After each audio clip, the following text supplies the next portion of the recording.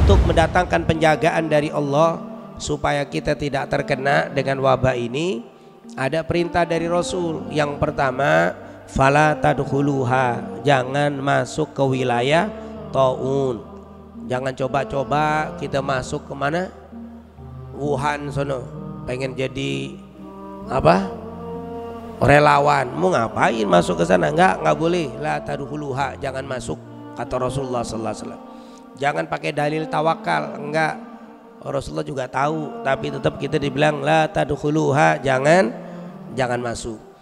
Itu yang pertama. Yang kedua, marilah kita menjaga syariat Nabi dengan betul-betul. Jaga sholat kita, jaga ibadah kita. Kenapa?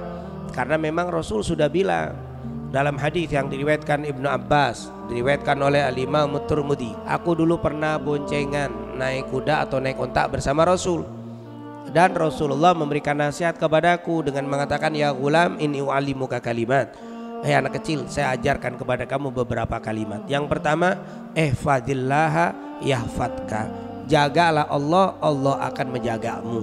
Jadi kalau kita mau dijagain sama Allah dari wabah musibah corona ini, jangan ngarepin WHO, nungguin WHO biar jagain kita. Orang dia aja ketakutan sampai salamannya pada begini, kagak ada yang megang, dia begini salamannya. Itu orang-orang apa PBB udah pada ketakutan. Apa departemen kesehatan kita harapin? Nggak ada yang bisa jaga kita kecuali siapa? Allah. Bagaimana caranya supaya Allah jagain kita? Ihfadillaha yahfadka, jaga Allah, Allah akan jaga kamu. Sama seperti Al-Quran, intan surullaha yansurkum wa yuthabbit aqdamakum, jagain Allah, Allah akan menjagamu. Bagaimana jagain Allah? Allah tidak perlu penjagaan kita. Allah punya sifat as-samad, artinya makhluk semua butuh kepada Allah, Allah tidak butuh kepada semua makhluk. Maksudnya bagaimana? Jaga syariatnya Allah, ajaran Nabi Muhammad, mari kita perhatikan. Insya Allah menjaga syariat Rasulullah, akan Allah jaga kita. Ini yang harus kita andalkan. Jadi jangan ngandelin makhluk, karena tidak ada yang bisa menjaga kita kecuali Allah Subhanahu wa taala. Yang ketiga, jangan lupa banyakin dzikir, terutama dzikir Al-Habib Abdullah bin Al-Haddad. Itu dzikir luar biasa, Ratib Al-Habib Abdullah ibn Alwi Al-Haddad.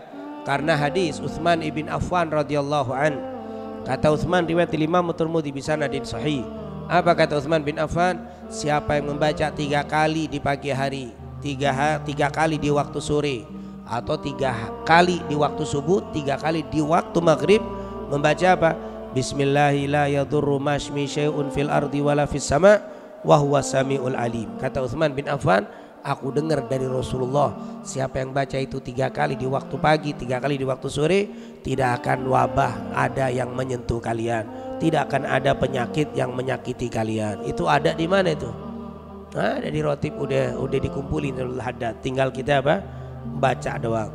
Atau riwayat dari Imam Tirmidzi juga dengan sanad yang hasan, ada seseorang datang ke Rasulullah, ya Rasulullah, kakiku bengkak. Kakinya bengkak gede. Kenapa? Kata Rasulullah, disengat kalajengking. Kata Rasulullah, aku tahu kalimat, kalau engkau baca ini, engkau tidak akan tersentuh dengan yang terlihat atau yang tidak terlihat. Apa itu ya Rasulullah?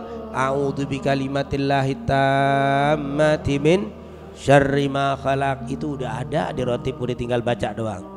Atau riwayat Abdullah ibn Mas'ud dalam Sahih Muslim, man qara'a ayataini min akhiri suratil Baqarah fi lailatin kafatah. Siapa yang membaca 2 ayat terakhir dari surat Al-Baqarah di satu malam, di malam hari baca 2 ayat itu, kafatah, Allah cukupkan hari itu dari berbagai macam penyakit, dari berbagai macam hal yang buruk. Apa itu?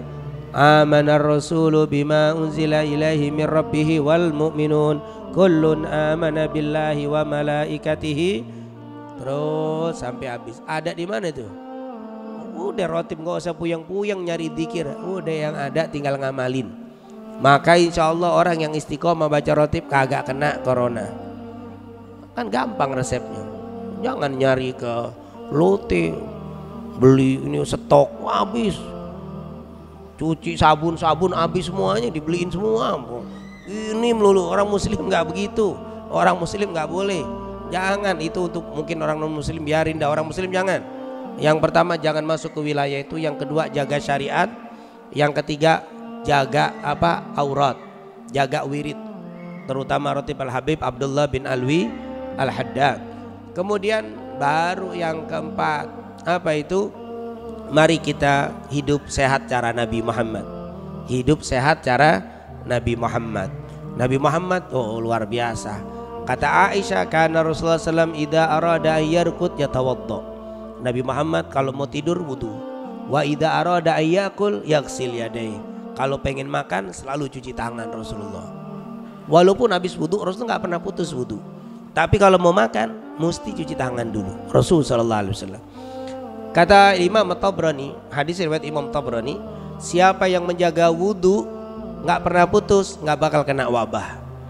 Ya Allah, jaga wudu, putus wudu bawa keluar nih, mau ke mall kemana wudu, jangan mandi dong minyak wangi kagak pakai wudu ya, wudu jangan bawa antis kemana-mana, habis ini nanti mau salaman pakai antis dulu, takut jadi ini nggak bawa, wudu aja, keluar wudu, mau makan cuci tangan tetap walaupun udah wudu. Rasulullah nggak pernah makan walaupun sudah wudu, makan nggak mesti cuci tangan Rasulullah SAW. Itu adalah cara sehat Rasulullah Sallallahu Alaihi Wasallam. Tentunya makanannya Rasulullah kita tahu. Man tasabbaha bisab'i tamarat ajwa. Kata Nabi, siapa yang makan 7 butir korma ajwa setiap pagi tidak akan membahayakan apapun, hatta racun. Jangankan kok virus, racun jadi racunin, kagak mempan tuh orang. Tapi jangan coba-coba udah makan 7 butir ajwa main makan racun, jangan. Itu namanya nantang, sombong tuh. Siapa yang makan 7 butir korma ajwa, maka di hari itu tidak akan membahayakan apapun, bahkan racun dan sihir tidak akan kena. Tapi yang jadi masalah ajwa. Kalau satu hari 7 butir, sebulan berapa kilo? 1 kilo berapa? 400.000 di sini. Tapi kalau tidak begitu, korma biasa. Nabi SAW demen di malam hari korma ditaruh di air yang panas, ditutup, pagi-pagi diminum tuh air. Nabi Muhammad demen minum air korma tadi, tapi nggak lebih dari 3 hari diminum habis Rasulullah SAW. Kalau nggak ada, setiap pagi Rasulullah madu, setiap pagi madu Rasulullah SAW. Cara sehat Rasulullah. Ustaz, madu kagak punya juga. Kalau kagak ada madu, air putih, nggak panas, nggak dingin, anget Rasulullah minum. Setelah itu makan yang lain. Jadi kalau mengikuti sehatnya Nabi, tiap pagi air putih dulu, baru ngopi. Jangan ngopi dulu, bangun tidur ngopi. Ya bukan dosa, cuman kagak nggak sunnah. Sunnahnya madu dulu atau air putih baru Rasulullah SAW. Makanannya juga Nabi Muhammad yang jelas. Nabi Muhammad gak pernah makan sampai berlebihan. Sekali makan ya walaupun kagak bisa ngikutin Nabi, kata Aisyah, Nabi biasanya kalau makan 30 kunyahan 30 baru ditelan. Kalau makan daging 70 sampai 75 kunyahan. Kapan selesainya? Iya, antum makannya banyak jadi mikirin kapan selesainya. Kalau Nabi emang makannya cuma beberapa suap. Cukup bagi seseorang itu lukamat, beberapa suapan saja kata Rasul. Ya kalau enggak 33 ya paling 30, yang paling enggak jangan terlalu makan kayak ular. Belum makan mentelen-telen aja kagak ada kunyahan sedikit pun. Kunyah dikit biar cara Rasul sallallahu alaihi wasallam. Nabi kalau habis kunyah, kalau pakainya yul'ik ternyata di sini ada cairan yang ternyata diketemukan bisa membuat cepat proses pencernaan. Karena memang benar nasi kalau udah kita pegang basi itu. Karena di sini kena cepat basinya makanan kalau sudah dipegang. Karena di sini memang ada zat yang bisa memproses cepatnya busuk, dan ini bagus. Subhanallah, diajari Nabi Muhammad SAW. Makan diperhatiin, minum diperhatiin Rasulullah SAW. Minuman paling disukai Nabi madu, air putih, dan susu. Rasulullah paling suka sama susu. Susu yang didemenin kambing. Susu dah kambing demen. Susu sapi boleh, tapi kambing Nabi paling suka.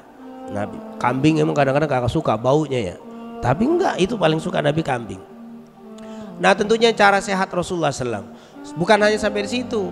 Selain Rasulullah menjaga syariat, Rasulullah banyak dzikir, makanan begitu juga riyadhah, olahraga. Nabi demen.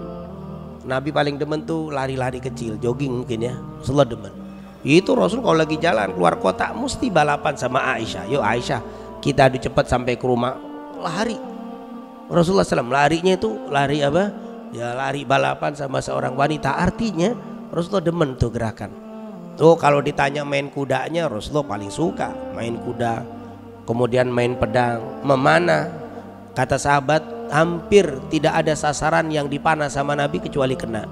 Sehingga kami kalau ada adu lomba mana, ayo kita adu bagus-bagusan memanah, dibagi dua. Rasul itu jadi rebutan kami. Rasul dari kami, Rasul dari kami dikalah. Karena kalau ada Nabi mesti menang di situ. Karena Nabinya jago memanahnya. Artinya begitulah Rasulullah SAW dalam olahraga juga apa? Sangat luar biasa. Itu harus kita perhatikan. Di masa saat ini maka jaga syariat Nabi, mari kita jaga dzikir-dzikir kita, mari pola hidup cara sehat Nabi Muhammad kita apa? Kita pakai, jangan apa? Sembarangan di dalam makan. Nabi tidak pernah makan kecuali nanya dulu. Ini apaan nih? Rasulullah nggak pernah makan kecuali nanya. Ini apa? Ini daging ini ya Rasulullah. Oh saya suka. Oh saya nggak suka. Jadi Rasulullah setiap makan nanya dulu. Kecuali yang udah ketahuan, yang belum ketahuan Nabi nggak pernah makan tanpa nanya. Itu yang cara Nabi. Jangan kita makan dulu baru nanya. Tuh daging apa enak juga, kodok, astagfirullah. Udah lewat nanya.